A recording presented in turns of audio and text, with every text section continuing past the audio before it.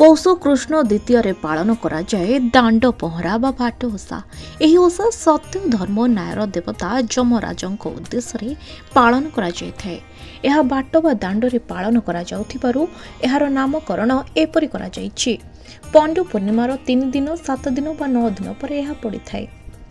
जम को प्रसन्न करने उद्देश्य यह ओषा को पालन कराए। संतान को दीर्घ जीवन कामना करी माँ माने यह पालन करती।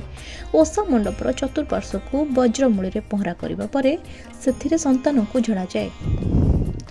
पौराणिक किंवदंती अनुसार कोशल देशर राजा सुदर्शन और राणी लीलावती दुहे परोपकारी प्रजावत्सल होते पुत्र संतान नथिबारु मनस्ताप करुथिले।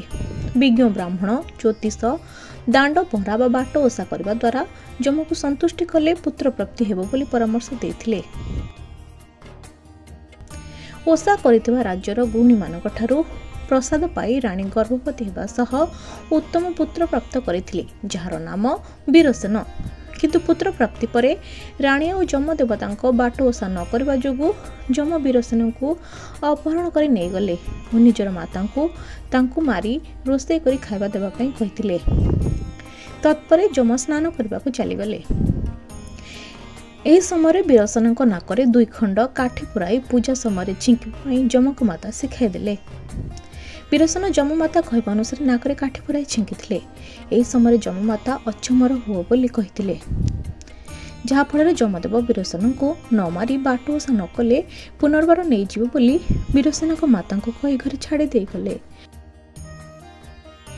परिवार वर्ग वीरसेन को पाई अत्यंत खुशी होइथिले मध्य काहेकि रुसिथिले बोली पचारिबारु उत्तर रे कहिले, तुमे जमदेवଙ୍କ बाट ओषा को भूली जाइथिबारु मते धरि नेथिले बोली कहिथिले।